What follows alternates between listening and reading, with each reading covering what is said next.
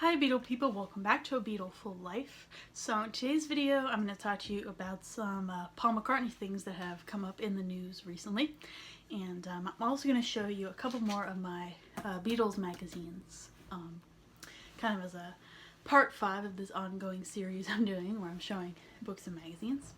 So let's get started with the Paul McCartney portion of the video. So I guess I'll start with the first update. So a few days ago the Emmy nominations came out. So it turns out Paul's Carpool Karaoke special with James Corden has been nominated for several Emmy Awards. This is the hour-long special, not the one that's on YouTube. It's been nominated for Outstanding Variety Special in the pre-recorded category, Outstanding Directing for a Variety Special, and Outstanding Writing for a Variety Special as well. I'm not sure if there's more awards because CBS TV on their Twitter said that it was nominated for 5 Emmy Awards, but if you go on the list, the full list of nominees, you can only find 3, so I'm not sure if there's 2 more there or if that was an error, but we'll find out, of course. I really love that Carpool Karaoke special. I mean, who doesn't? Especially, you know, I love the one on YouTube, but it was really great when they expanded it into that hour-long special with all the extra footage. I love the part where Paul is going to his childhood house, and I love the part where he plays in the pub. And just the entire thing is great. So I really hope it wins.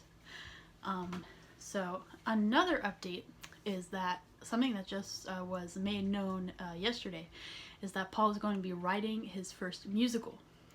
He is working on a stage adaptation of It's a Wonderful Life. I've never actually seen that movie. I know it's only on around the holidays if I'm not mistaken. So I will have to watch it to familiarize myself with, you know, the plot line and everything. The musical itself is set to come out, I believe, late 2020. I would imagine around the holiday season of that year. So apparently the collaboration itself started I think last year, and then it turns out between like tour stops at the beginning of the Freshen tour and all the stuff that was going on with Egypt Station, around that time as well, Paul was actually finding time to work on some of the songs for this musical. So you know, he never rests. I'm not sure if it's in England or if it's like a Broadway thing. I don't know if that was information was put out anywhere. I got my info from Paul's website, so I will put the link to that in the description if you want to read more about this upcoming project. So I guess the final thing we'll talk about on the Paul side of the video is the Freshen Up tour, because last Saturday this US leg came to an end and Paul brought Ringo on stage, as you know. I'm curious to see if the tour is over completely, or if it's going to continue in 2020. The way Paul and his bandmates were talking on social media, it seems like the tour is over. But I saw a thing on Paul's website in his recent "You Gave Me the Answer" piece on his website. I think it said something like Paul has just finished his U.S. leg of the Freshen Up tour. So we'll see. I do think he is done touring for 2019. I did unfortunately not get to see him this year. He didn't have a show close enough to me. The closest one was North Carolina, which is not close. It's 8 hours away. So hopefully next time around he comes more closer to my area, which is the Northeast, you know, New York, New Jersey, Pennsylvania, that whole area. So I guess now we're going to get into the magazine portion of the video. And fitting with what I just talked about, we're going to start with this one. This is a Rolling Stone magazine from 2013, November 2013, that Paul appeared on the cover of. This is, of course, right when his album New was being released. So here is the front page of the interview.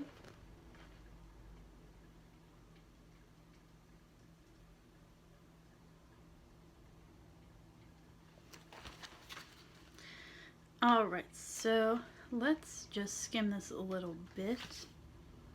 They have a picture here of him in the studio working on New. I really love the behind the scenes documentary. I think it's called Something New.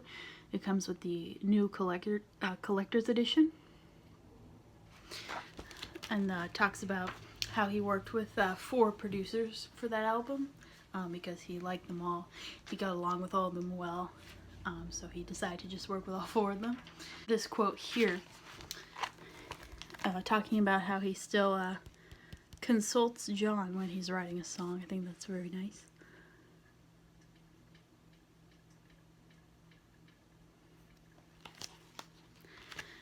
I have a hard time picking whether I like New or Egypt Station better. I love both albums. I think they're both pretty different. Here's a section, 21st Century Paul, talking about obviously some of his more recent songs. I definitely love Ever Present Past. That's one of my favorites. And New as well. I think when My Valentine came out, that's when I started really following Paul's solo career. So that has significance for me. I also like the song on Kisses on the Bottom, which is obviously where My Valentine is. It's called Only Our Hearts. I think it's the only other song on that album that he actually wrote, because it is, you know, an album of standards. They talk a little bit in here also about the robot that he envisioned for the Appreciate music video. I believe Newman was the name of the robot, if I'm not mistaken. Let me know in the comments if you want what your favorite song from New is. I think my favorite is probably Alligator, but I love the whole album. When I first bought the album, I was, I think, a senior in high school, and I pretty much played the album, nothing but that album in my car when I was driving for like an entire year. I really love that album. I love Egypt Station 2 as well, as you know. Here's another look at the cover. I have another Rolling Stone that Paul was on the cover of. I'll probably show that next time.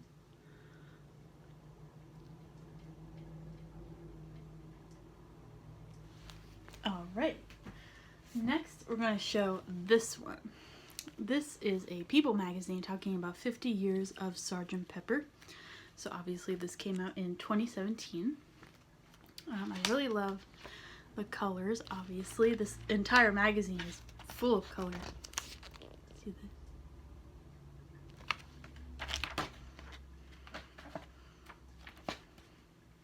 So it's talking about the build-up, first of all, to creating Sgt. Pepper with obviously the Beatles no longer touring.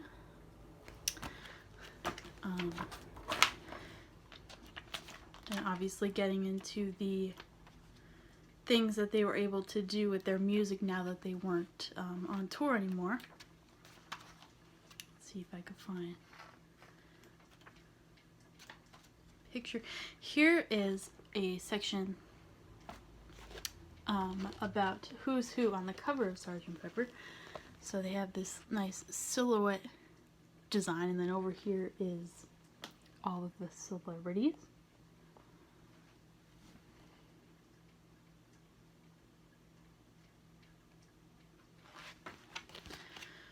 I have a Sgt. Pepper picture disc, actually. I'm not sure if I'll get it on the camera right there. Do you see? I haven't opened it yet. I use it, well, not use it, but I keep it as a display thing.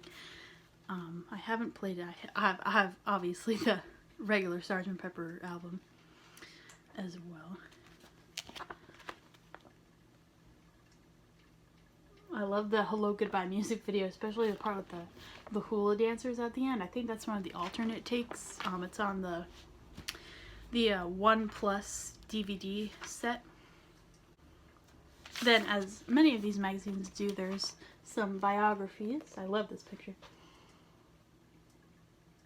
Some biographies of each of the Beatles.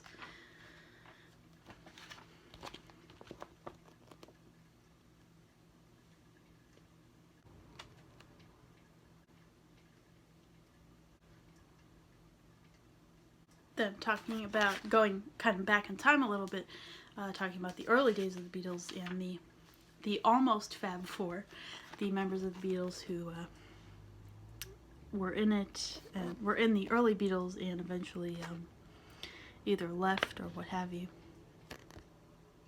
or was a substitute in Jimmy Nichols' case.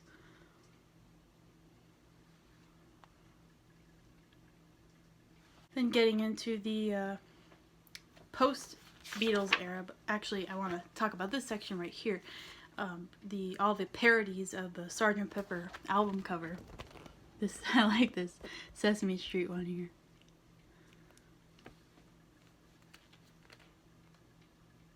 And parodies of Beatles album covers in general, actually. Oh, I love this picture. From Ringo's Twitter, of course. Zoom in a little. And here is the back cover.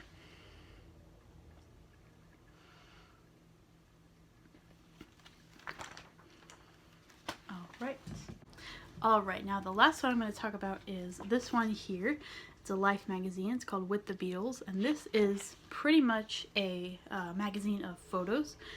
It says, Inside Beatlemania by their official photographer, Robert Whittaker.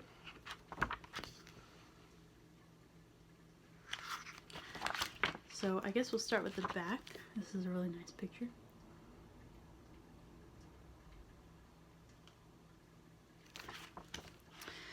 Alright, so I'm just going to highlight some nice photos here. Here's a photo of Brian Epstein.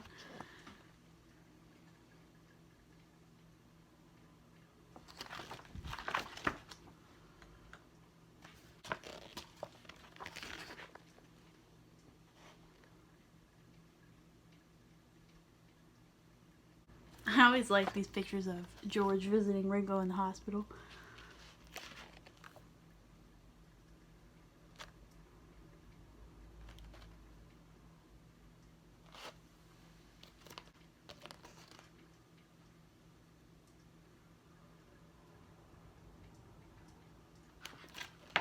These are some funny ones too.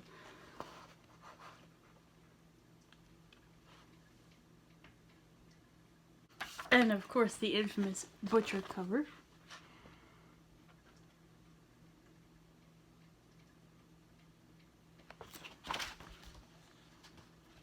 At least one take of it anyway, because that one doesn't have the baby dolls in it. I always like this, the little set list written on Paul's bass.